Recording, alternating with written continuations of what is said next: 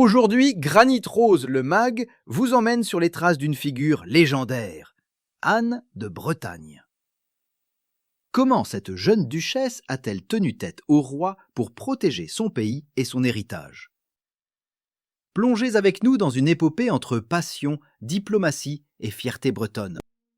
On va s'intéresser aujourd'hui à une figure pleine de paradoxes.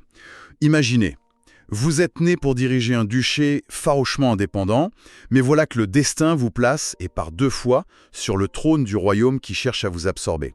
C'est toute l'histoire d'Anne de Bretagne. L'histoire d'une lutte pour l'autonomie qui, finalement, a scellé l'union de la Bretagne à la France.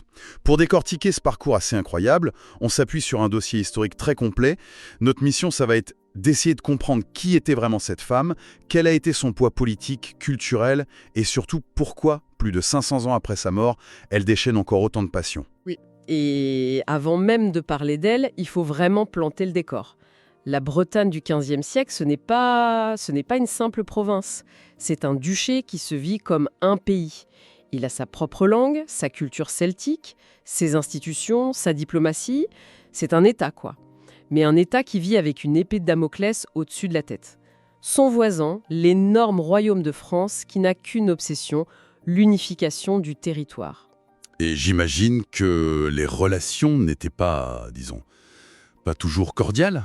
C'est le moins qu'on puisse dire. Un siècle plus tôt, il y a eu la guerre de succession de Bretagne qui a laissé des traces terribles. Ça a vraiment renforcé cette méfiance, cette volonté d'indépendance à tout prix.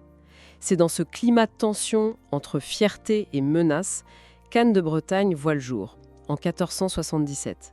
Alors justement, parlons de sa jeunesse. Elle naît au château d'Éduc à Nantes. Les sources insistent beaucoup sur son éducation. On lit qu'elle apprend le latin, le grec, l'histoire. C'est assez incroyable pour une femme à cette époque.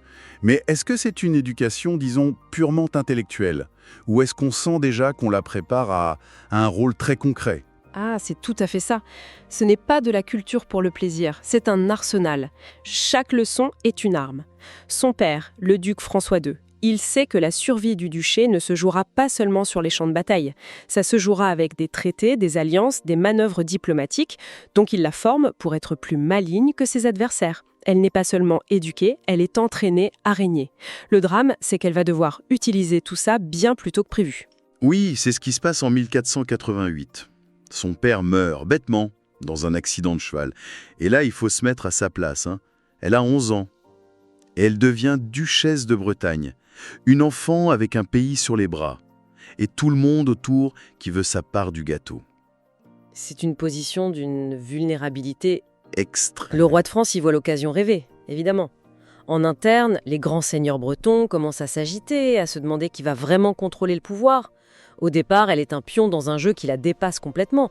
Pour elle, ce n'est pas le début d'un règne, c'est le début d'une course contre la montre pour sa survie. Et la survie de son duché. Et celle de son duché, bien sûr. Et cette course, elle va très vite tourner à la confrontation militaire. On arrive à ce moment clé de 1491. Les troupes françaises assiègent Rennes, où Anne, qui a maintenant 14 ans, s'est réfugiée.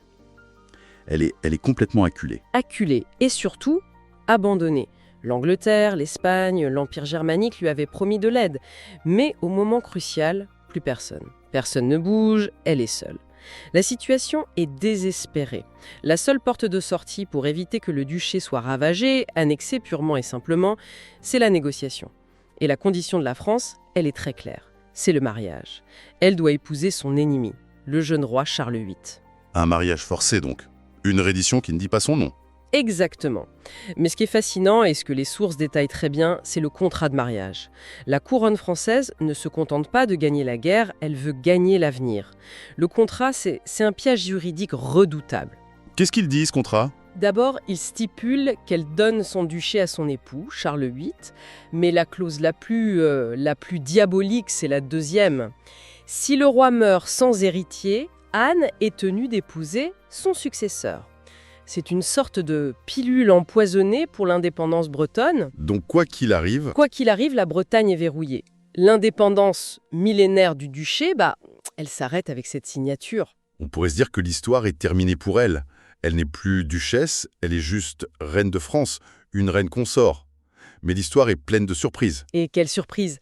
7 ans plus tard, en 1498, coup de théâtre, Charles VIII, qui est en pleine santé, se cogne la tête contre un linteau de porte au château d'Amboise et il meurt d'une hémorragie cérébrale.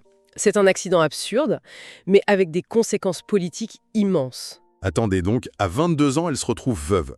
Dans ma tête, une reine veuve à cette époque, son rôle est fini, on l'envoie dans un couvent. C'est ça.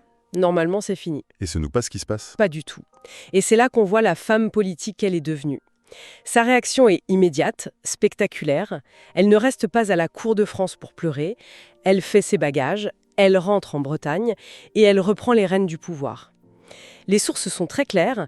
Elle publie des décrets, elle restaure la chancellerie bretonne à Rennes, elle se remet à frapper sa propre monnaie.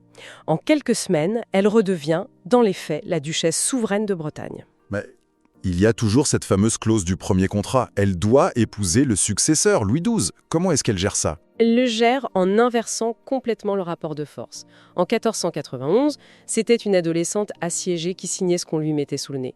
En 1499, elle est la duchesse en exercice, maîtresse de son territoire. Et c'est elle qui dicte ses conditions. Elle va négocier ce second mariage, non pas comme une obligation, mais comme une alliance entre deux souverains. Et qu'est-ce qu'elle obtient concrètement? Le contrat de mariage avec Louis XII, c'est le jour et la nuit par rapport au premier. Il reconnaît explicitement qu'elle est et demeure la seule propriétaire du duché. Et surtout, il est stipulé que le duché reviendra au deuxième enfant né de leur union, ou au premier à défaut, et non pas directement à la couronne de France. C'est une tentative de préserver une lignée ducale distincte. C'est une victoire diplomatique majeure pour elle, donc. Une victoire, vraiment? Ou est-ce que c'est juste un sursis? Parce qu'au final, elle reste quand même obligée d'épouser le roi de France. Elle ne regagne pas l'indépendance totale. Elle aménage juste les conditions de sa dépendance, non? C'est une excellente question. On peut le voir comme une victoire dans les circonstances de l'époque en tout cas.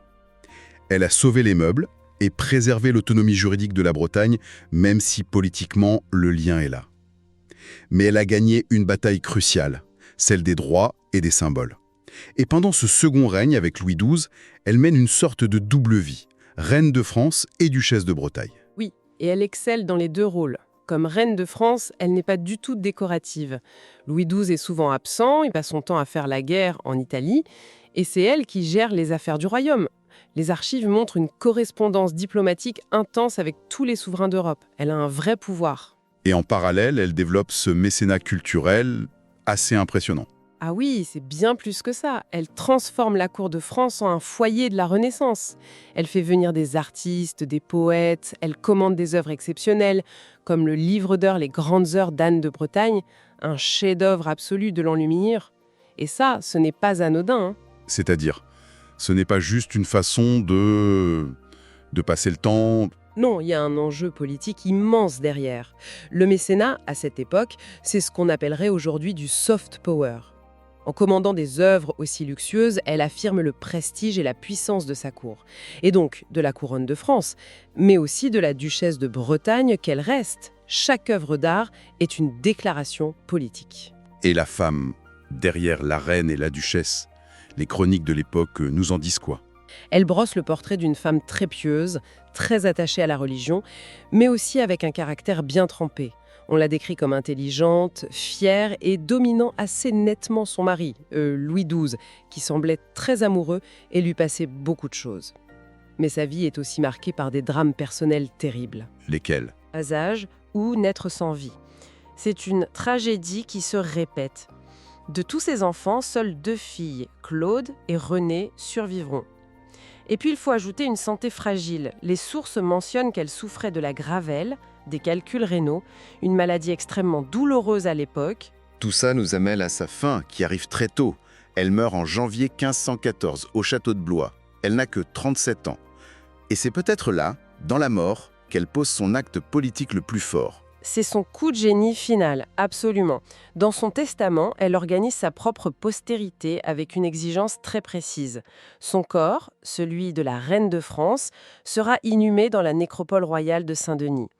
Mais, et c'est le point crucial, elle ordonne que son cœur soit extrait de sa dépouille. Pourquoi une telle demande? Être déposé dans le tombeau de ses parents, les derniers ducs de la Bretagne indépendante. C'est un geste d'une puissance symbolique inouïe. C'est une façon de dire « mon corps de reine appartient à la France, mais mon cœur de duchesse, il appartiendra pour toujours à la Bretagne ». Exactement. Elle sépare la fonction de son identité. Et il faut imaginer le spectacle.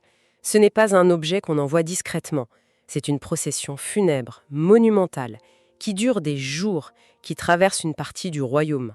Un spectacle politique conçu pour frapper les esprits. C'est à ce moment précis que le mythe d'Anne de Bretagne commence à naître. Mais ce symbole, aussi puissant soit-il, ne peut rien contre la mécanique politique qui est en marche. Sa fille aînée, Claude, hérite du duché. Et que se passe-t-il? Eh bien, le piège du mariage se referme. Claude de France, duchesse de Bretagne, épouse le cousin et héritier du trône, le futur François Ier. Le destin du duché est scellé. Quelques années plus tard, en 1532, l'acte d'union est proclamé, rattachant perpétuellement la Bretagne à la France. C'est l'ironie de l'histoire. Le long combat d'Anne s'achève avec la génération de sa propre fille. C'est donc là que son héritage devient complexe.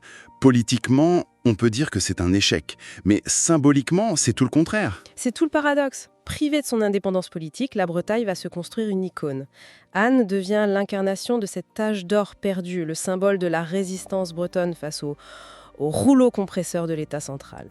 Son image sera d'ailleurs réutilisée massivement, bien plus tard, au XXe siècle, par les mouvements régionalistes bretons. Aujourd'hui, qui était-elle vraiment? Une patriote bretonne avant tout, ou une reine de France pragmatique qui a su jouer de ses origines pour mieux négocier? Une stratège brillante ou une figure tragique? Et les sources permettent de défendre toutes ces thèses, c'est ça qui est fascinant. Selon qu'on adopte une perspective bretonne ou une perspective nationale française, le personnage change du tout au tout. Pour les uns, elle est la dernière duchesse qui s'est battue jusqu'au bout. Pour les autres, elle est la bonne reine qui a permis une union en douceur.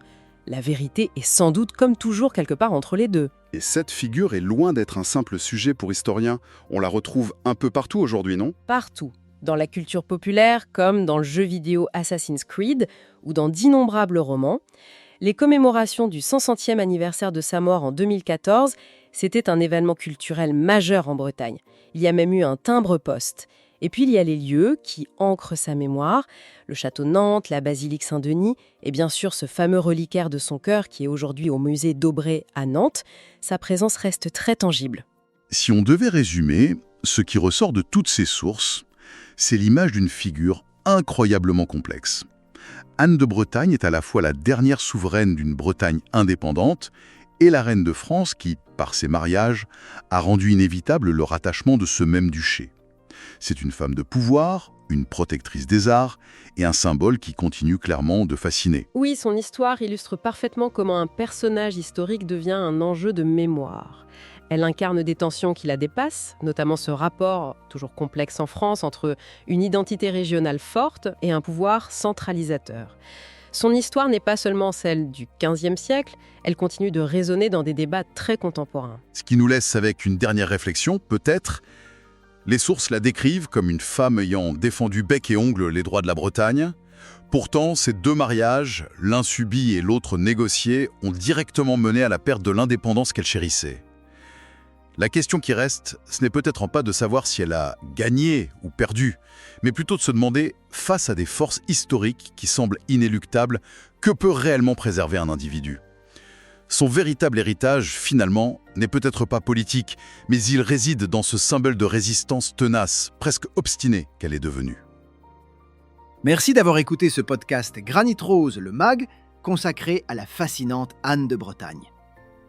Si ce voyage au cœur de l'histoire ducale vous a plu, n'hésitez pas à vous abonner pour ne manquer aucun de nos prochains épisodes. Retrouvez-nous aussi sur nos réseaux sociaux et sur granit-rose.fr pour découvrir d'autres récits, des fiches pratiques et toute l'actualité de la côte de Granit Rose et de la Bretagne. À très vite pour de nouvelles explorations bretonnes.